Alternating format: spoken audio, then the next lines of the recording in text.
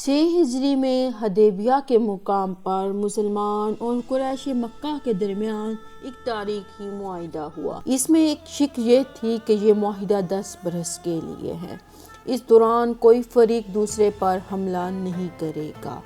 دوسری شک یہ تھی کہ عرب کا جو قبیلہ قریش مکہ کا ساتھی بننا چاہے اسے اختیار ہوگا، اور جو قبیلہ مسلمانوں کا ساتھی بننا چاہے اسے بھی اختیار ہوگا۔ عرب میں 2 قبائل تھے، بنو بکر اور بنو خزام، جو ایک دوسرے کے دشمن تھے۔ معاہدہ حدیبیہ کے بعد بنو بکر قریش مکہ کے ساتھی بن گئے اور بنو خزام مسلمانوں۔ 8 ہجری میں یہ واقعہ پیش آیا۔ بنو بکر نے بنو خزام پر حملہ کر دیا۔ قریش مکہ نے اس لڑائی میں بھرپور ساتھ دیا بنو بکر کا۔ انہوں نے بنو بکر کو اسلحہ اور افراد دونوں دیے۔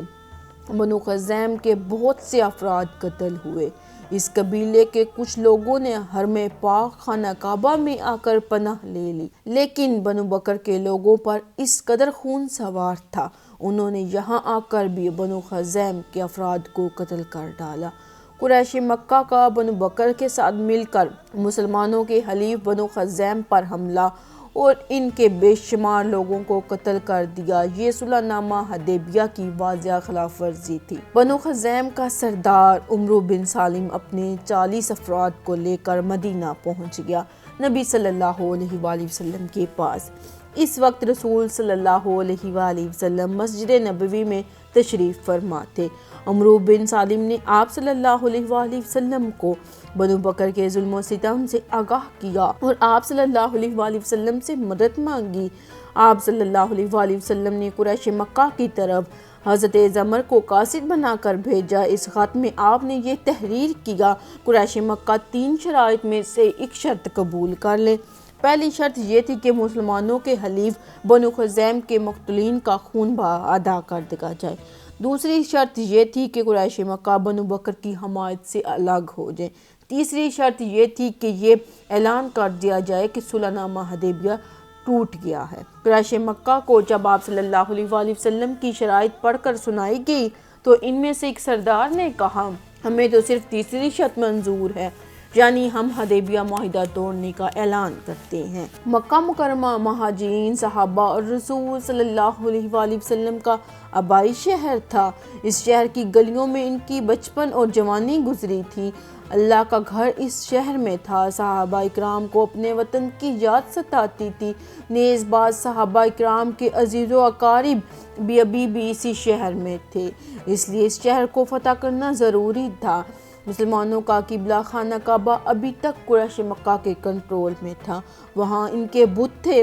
دین اسلام بتوں کو مٹانے کے لیے آیا تھا، دین اسلام پورے عرب میں پھیل رہا تھا۔ یہ کس طرح ہو سکتا ہے کہ اسلام کی کرنیں دور دراز علاقوں تک پہنچ رہی ہوں، اللہ کا گھر خانہ کعبہ بتوں سے بھرا پڑا رہے۔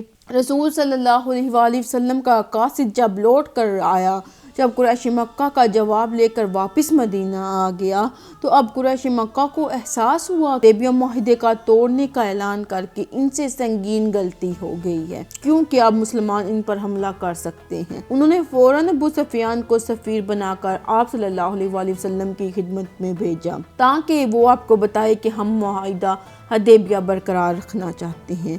ابو سفیان نے آپ صلی اللہ علیہ وآلہ وسلم کو منانے کی بڑی کوشش کی، لیکن آپ راضی نہ ہوئے۔ رسول صلی اللہ علیہ وآلہ وسلم مکہ مکرمہ کی فتح کے لیے خون بہانا بالکل نہیں چاہتے تھے، اس لیے آپ نے جہاد کی تیاری کو انتہائی خفیہ رکھا۔ منصوبہ یہ تھا قریش مکہ کو اس وقت خبر ہو جب اسلامی لشکر مکہ کے قریب پہنچ جائے، یوں اس طرح زیادہ مزاحمت نہ ہو سکے گی اور نہ ہی کوئی جانی مالی نقصان ہوگا۔ آپ صلی اللہ علیہ وآلہ وسلم نے صحابہ کو جہاد کی تیاری کا حکم تو دے دیا، لیکن آپ صلی اللہ علیہ وآلہ وسلم نے کسی کو بھی نہ بتایا کہ لشکر کب اور کس طرف روانہ ہوگا۔ تیاری اس قدر خفیہ تھی، اس کا اندازہ اس سے لگایا جا سکتا ہے کہ حضرت ابو بکر صدیق رسول صلی اللہ علیہ وآلہ وسلم کے گھر آئے، اپنی بیٹی عائشہ صدیقہ کو دیکھا کہ وہ جہاد کا اسلحہ نکال رہی ہیں۔ آپ نے پوچھا، بیٹی کیا رسول اللہ صلی اللہ علیہ وآلہ وسلم نے تمہیں اس مقام کو کرنے کا حکم دیا ہے؟ انہوں نے کہا ہاں۔ آپ نے پوچھا، کیا تم جانتی ہو رسول صلی اللہ علیہ وآلہ وسلم کا ارادہ کہاں کا ہے؟ انہوں نے کہا اللہ کی قسم مجھے نہیں معلوم، میں تو وہی کام کر رہی ہوں جس کا مجھے حکم ملا ہے۔ اس موقع پر حضرت حاتب نے ایک ایسا کردار ادا کیا جس کی توقع ایک سچے اور معزز صحابی سے نہیں کی جا سکتی۔ آپ غزوہ بدر، غزوہ احد، غزوہ خندق، ان سب لڑائیوں میں رسول صلی اللہ علیہ وآلہ وسلم کے ساتھ رہے۔ صلح نامہ حدیبیہ کے موقع پر بھی آپ نبی صلی اللہ علیہ وآلہ وسلم کے ساتھ تھے۔ آپ نے جب جہاد کی یہ خفیہ تیاریاں دیکھی تو اندازہ لگایا کہ آپ صلی اللہ علیہ وآلہ وسلم کا ارادہ مکہ کی طرف ہے۔ آپ نے بنو ہاشم کی کنیز سارہ کو خفیہ طور پر تیار کیا کہ وہ میرا خط کسی طرح قریش مکہ تک پہنچا دے، اس کے بدلے میں وہ اسے انعام دیں گے۔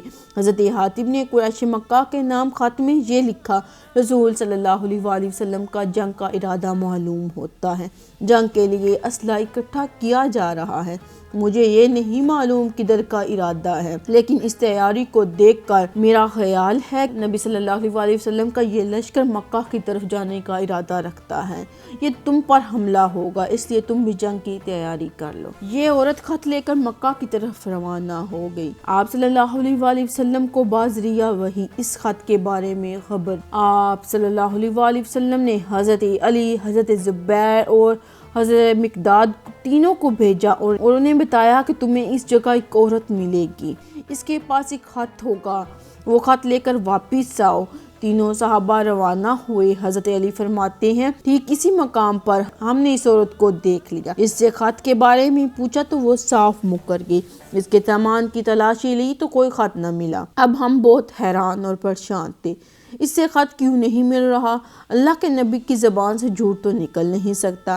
اب ہم نے اس عورت کو دھمکی دی، اگر تو نے ہم کو خط نہ دیا ہم تمہارے کپڑوں کی تلاشی خود لیں گے۔ اس لیے وہ مجبور ہو گئی اور کہا تم دوسری طرف منہ کرو، میں تمہیں خط دیتی ہوں۔ عورت نے دوسری طرف اپنا چہرہ کیا اور اپنے سر کے بالوں میں چھپایا ہوا وہ خط حضرت علی کے سپرد کیا۔ تینوں صحابہ اکرام خط لے کر مدینہ واپس آئے اور رسول صلی اللہ علیہ وآلہ وسلم کی خدمت میں پیش کر دیا۔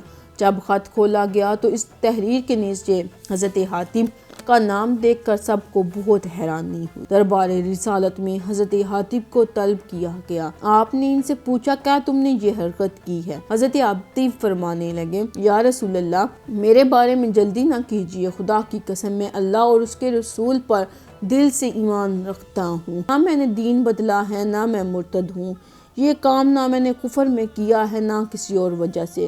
خط بھیجنے کا ارادہ صرف اس وجہ سے کیا کہ میری بیوی اور بچے مکہ میں ہیں۔ آپ صلی اللہ علیہ وآلہ وسلم کے ساتھ جو مہاجرین ہیں، قریش میں ان کے رشتہ دار موجود ہیں جو ان کی اولاد کی حفاظت کریں، مگر قریش مکہ میں میرا کوئی رشتہ دار نہیں جو میری بیوی اور بچوں کی حفاظت کرے۔ صرف اس نیت سے قریش مکہ کو جنگ کی تیاری کی اطلاع کر کے ان پر ایک احسان کر دوں تاکہ اس کے بدلے وہ میرے اہل و عیال کی حفاظت کریں۔ میں نے ان کو اس لیے یہ خط لکھا۔ رسول صلی اللہ علیہ وآلہ وسلم نے جب یہ وضاحت سنی تو صحابہ کرام سے فرمایا اس نے اپنے دل کی اور سچی بات کر دی ہے۔ حضرت عمر بن خطاب نے کہا یا رسول اللہ، اجازت دیجئے میں اس منافق کی گردن اڑا دوں۔ رسول صلی اللہ علیہ وآلہ وسلم نے فرمایا اے عمر، حاتب صحابہ بدر میں سے ہے، تم کو کیا معلوم نہیں کہ اللہ تعالیٰ نے اہل بدر کے ارادوں سے واقف ہو کر کہا تھا جو تمہارا دل چاہے تم کرو، اللہ نے تمہیں بخش دیا، جس کو اللہ نے بخش دیا میں کون ہوتا ہوں اس کو سزا دینے والا۔ روایت میں ہے کہ اللہ کے نبی کی زبان سے اصحاب بدر کی شان سن کر حضرت عمر کی آنکھوں میں آنسو آ گئے، پھر فرمانے لگے اللہ اور اس کا رسول زیادہ بہتر جانتا ہے۔ آپ صلی اللہ علیہ وآلہ وسلم 10 رمضان المبارک 8 ہجری کو 10,000 صحابہ کے ساتھ مدینہ سے مکہ کی طرف روانہ ہوئے۔ راستے میں حضرت عباس آپ کے چچا آپ سے ملے، وہ اپنے اہل و عیال کے ساتھ مکہ سے ہجرت کر کے مدینہ آ رہے تھے۔ ارشاد نبوی کے مطابق آپ نے اپنے اہل و عیال کو مدینہ بھیج دیا اور خود لشکر میں آ گئے۔ جب آپ قدیرہ کے مقام پر پہنچے تو روزہ افطار کیا۔ اس جگہ پر آپ نے مختلف قبائل کو ان کے جھنڈے عطا کیے۔ جب آپ صلی اللہ علیہ وآلہ وسلم مکہ کے قریب پہنچے تو یہ رات کا وقت تھا۔ آپ نے فوج کو حکم دیا اس وسیع عرض میدان میں ٹولیوں کی شکل میں الگ الگ ہو کر پڑاؤ ڈالو اور آگ کو روشن کر دو۔ یہ آپ کی جنگی حکمت عملی تھی۔ قریش مکہ پر نفسیاتی دباؤ ڈالنا تھا، پوری وادی میں آگ روشن ہوگی تو قریش مکہ کو محسوس ہوا یہ بہت بڑا لشکر ہے۔ اس جگہ سے مکہ مکرمہ بس تھوڑے سے فاصلے پر تھا۔ رات کو جب صحابہ نے آگ روشن کی تو مکہ کا سردار ابو سفیان اپنے ساتھیوں کے ساتھ صورتحال کا جائزہ لینے کے لیے آیا۔ فوج کے ایک دستے نے ابو سفیان کو پکڑ لیا اور نبی صلی اللہ علیہ وآلہ وسلم کے سامنے پیش کر دیا۔ یہاں ابو سفیان نے اسلام قبول کیا۔ اب آپ صلی اللہ علیہ وآلہ وسلم مکہ کی طرف روانہ ہوئے۔ انصار مدینہ کا جھنڈا حضرت سعد بن عبیدہ کے ہاتھ میں تھا۔ ان کی زبان سے یہ الفاظ نکلے: آج گمسان کا دن ہے، آج مارکے کا دن ہے، آج کعبہ حلال کر دیا جائے گا۔ رسول صلی اللہ علیہ وآلہ وسلم کو جب یہ خبر ملی تو آپ ناراض ہوئے۔ فرمایا سعد نے غلط کہا ہے، آج کعبے کی عظمت کا دن ہے، آج قریش کو صحیح عزت ملی ہے۔ پھر آپ نے حکم دیا علم ساحت سے لے کر حضرت علی کے سپرد کر دیا جائے۔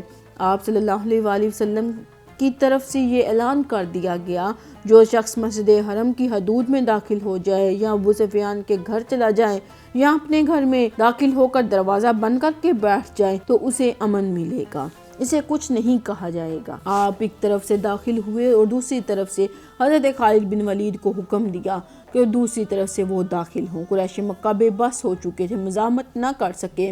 سہیل بن عمرو اور قریش کی ایک جماعت کے ساتھ حضرت خالد بن ولید کے مقابلے میں آئے، لیکن 1 درجن کے قریب لاشیں چھوڑ کر بھاگ گئے۔ آپ صلی اللہ علیہ وآلہ وسلم نے سب سے پہلے حجر اسد کا بوسہ لیا، خانہ کعبہ کا طواف کیا۔ خانہ کعبہ میں اور اس کے ارد گرد 360 بت تھے۔ آپ صلی اللہ علیہ وآلہ وسلم ان کو توڑتے جاتے اور قرآن کی یہ آیات پڑھتے جاتے: حق آ گیا اور باطل مٹ گیا، بے شک باطل تھا ہی مٹنے والا۔ اس کے بعد آپ صلی اللہ علیہ وآلہ وسلم نے خطبہ ارشاد فرمایا۔ خطبے کے بعد دیکھا کہ قریش مکہ سب کی سب اپنی گردنیں جھکائے کھڑے تھے، پچھلے تقریباً 21 برس کے اپنے جرائم پر نظریں ڈال رہے تھے۔ رسول صلی اللہ علیہ وآلہ وسلم نے ان سے پوچھا: کیا تم جانتی ہو میں تمہارے ساتھ کیا سلوک کرنے والا ہوں؟ قریش مکہ نے آپ صلی اللہ علیہ وآلہ وسلم کے دشمن تو تھے لیکن آپ کے مزاج سے بخوبی واقف تھے۔ کہنے لگے: ہم آپ سے بھلائی کی توقع رکھتے ہیں کیونکہ آپ کے باپ بھی کریم تھے اور آپ بھی کریم ہیں۔ رسول صلی اللہ علیہ وآلہ وسلم نے فرمایا: آج میں وہی الفاظ دہراتا ہوں جو حضرت یوسف علیہ السلام نے اپنے بھائیوں کے لیے دہرائے تھے۔ آج تم پر کوئی الزام نہیں، تم سب آزاد ہو۔ خانہ کعبہ کی کنجی آپ کے ہاتھ میں تھی۔ حضرت علی، حضرت عباس نے درخواست کی: یا رسول اللہ، یہ کنجی ہمیں عطا کیجیے۔ آپ صلی اللہ علیہ وآلہ وسلم نے اسے منظور نہ کیا۔ پھر لوگوں سے کہا: عثمان بن طلحہ کہاں ہے؟ اسے لے کر آؤ۔ عثمان بن طلحہ آیا۔ خانہ کعبہ کی کنجی پہلے بھی اس کے خاندان میں چلی آ رہی تھی، وہ مسلمان نہیں تھا۔ رسول صلی اللہ علیہ وآلہ وسلم نے کعبے کی کنجی اس کے ہاتھ میں دیتے ہوئے کہا: یہ کنجی اب ہمیشہ کے لیے تمہارے خاندان میں رہے گی، تم سے یہ کنجی وہی چھینے گا جو ظالم ہوگا۔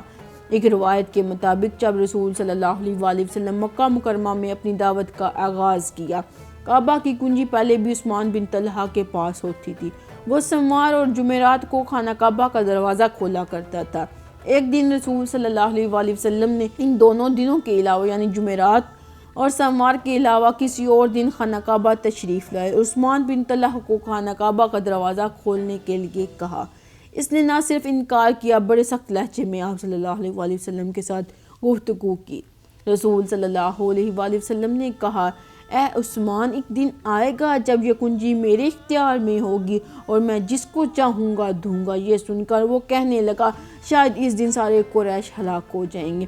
آپ صلی اللہ علیہ وآلہ وسلم نے فرمایا: نہیں، وہ دن قریش کی اصل عزت کا دن ہوگا۔ فتح مکہ کے دن جب بنو ہاشم نے یہ کنجی لینے کا مطالبہ کیا تو آپ نے عثمان بن طلحہ کو بلا کر فرمایا: یہ کنجی اب لے لو، اب یہ ہمیشہ کے لیے تمہارے خاندان کے پاس رہے گی۔ جب عثمان بن طلحہ یہ کنجی لے کر واپس جانے لگا تو آپ نے اسے بلایا اور وہ واقعہ یاد کروایا جب اس نے آپ کے لیے خانہ کعبہ کا دروازہ کھولنے کے لیے انکار کر دیا تھا۔ اس نے کہا: وہ مجھے بات یاد آ گئی، میں گواہی دیتا ہوں کہ آپ صلی اللہ علیہ وآلہ وسلم اللہ کے رسول ہیں۔ جب نماز کا وقت آیا تو سب سے پہلے حضرت بلال کو حکم دیا کہ خانہ کعبہ کی چھت پر کھڑے ہو کر اذان دو۔ حضرت بلال نے اذان دی۔ قریش مکہ کا ایک سردار عتب وہیں بیٹھا تھا۔ اس نے کہا: اچھا ہوا میرا باپ مار گیا، ورنہ اسے یہ منظر دیکھنا پڑتا۔ آپ صلی اللہ علیہ وآلہ وسلم نے عام معافی کا اعلان کیا۔ اپنے چچا حضرت حمزہ کے قاتل وحشی اور حضرت حمزہ کا کلیجہ نکال کر چبا جانے والی عورت ہندہ کو یعنی ابو سفیان کی بیوی کو بھی معاف کر دیا۔